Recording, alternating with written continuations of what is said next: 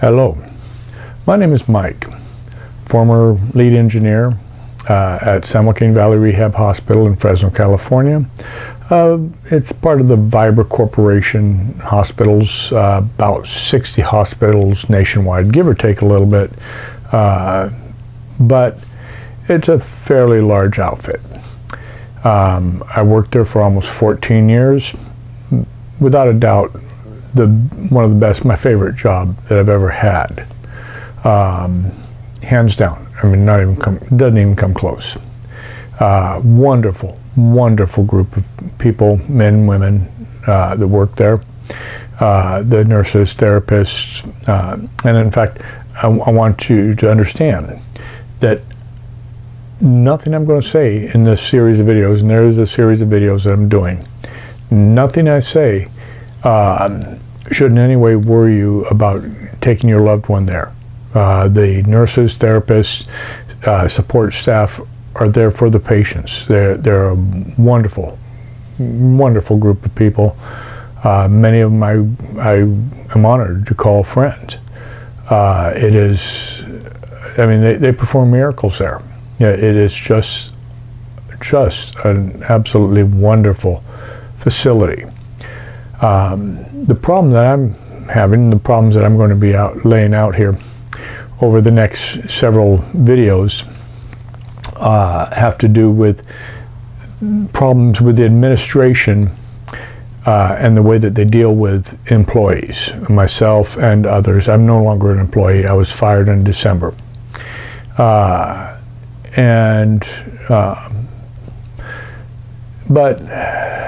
there are some very serious issues going on at that hospital, and that they didn't want to talk to me when I was working there, and they probably, after they hear this, they don't want to talk to me after they see this either.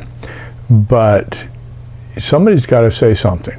Somebody's got to stand up and say, enough, this is wrong. And so I've taken it upon myself to do so. But again, you know, my mom was there. I've had plenty of friends there. Don't even consider the possibility of going anywhere else. If you need rehabilitation care after a stroke, a surgery, accident, if my mom were still alive, I would take her there.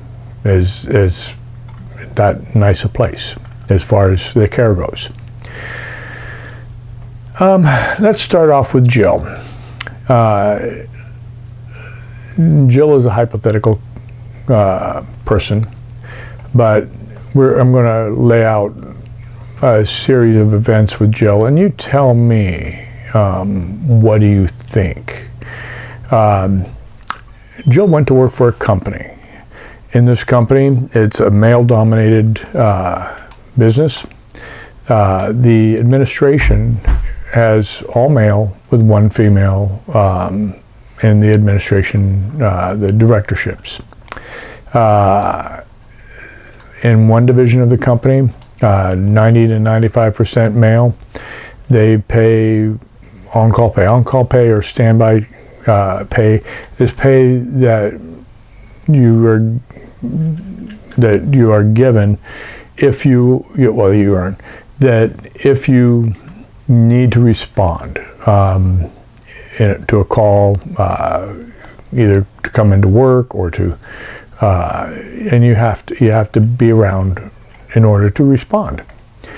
So one division of the company, 90 to 95% male, are paid on-call pay, and they might call it standby pay, but it's the same thing. And another division of the company, most of the time it's 100% male. Occasionally they have a female come and go, but for the most part it's 100% male, and they get paid on-call pay. Division 3, smaller unit, it's always been 100% male, and they get paid on-call pay. In Jill's division, they don't, and that's 100% female. All right. And in divisions 1, 2, and 3, they say that, well, we have to pay them on-call pay because they're required to respond. Most of the time, this is within 8-hour day, normally say 8 to 5 or something like that.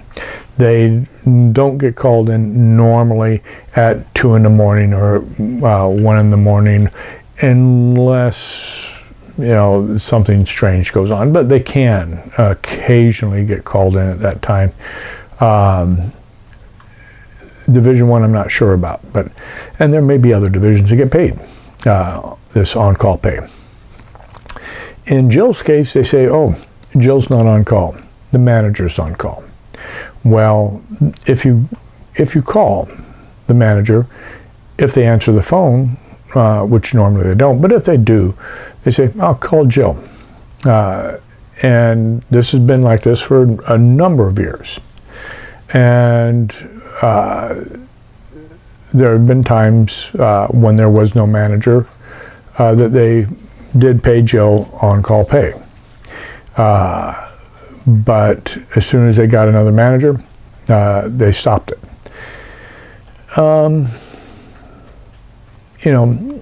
When I look at this scenario, it's very clear to me that there's gender bias, gender discrimination. Jill is not being paid what other men are being paid doing the same job, same thing, having to respond to calls and not getting paid for it. Quite frankly, she gets paid when she comes in and clocks in for the 2 hours that she comes in, or more if she stays longer. But the on-call, the disruption of her life isn't covered at all. And for them to say, oh, well, the managers are on call, is disingenuous. Everyone at the hospital or at the business know that Jill is on call, from the lowest paid employee all the way up to the CEO. They know who's coming in to take care of stuff, but they're not going to pay Jill. You tell me. This is a simple scenario. You tell me. Does Jill deserve on-call pay? I think that is a reasonable expectation. And to tell you the truth, I think under California state law, I think they would have a hard time saying, oh no, we don't have to pay anybody on-call pay. Well, okay, fine. You do. If you expect somebody to show up. Anyway, I thank you much for listening to this short video, and I'm going to try to keep these rather short.